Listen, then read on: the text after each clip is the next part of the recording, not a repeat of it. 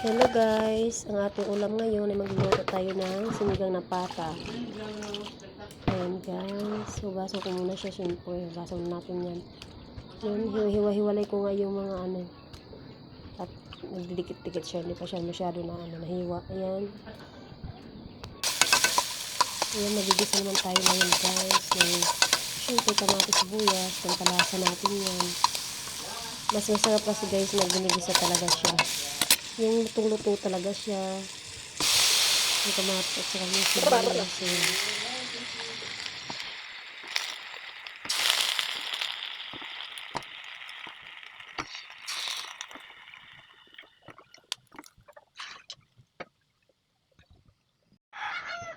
Ayan guys, natanggalan natin yan guys ng mga dumi-dumi na yan, mga bula-bula na yan. Okay. Yan talaga guys. Kaya din ba guys, ganun bang ginagawa nyo guys? Ayan. Papalambutin ko lang yan guys. Palambutin na natin yan. Palambutin na natin yan. Ayan. Gusto natin guys pag malambot. Yan naman guys. Ayan nga guys, malambot na siya. Pwede ko na ilagay yan ng gulay.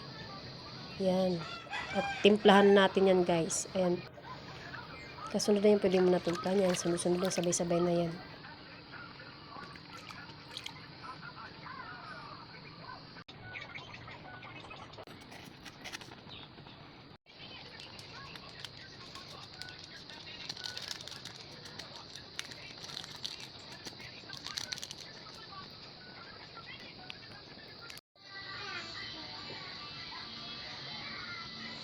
Ayan na guys, luto na ang aming ulam.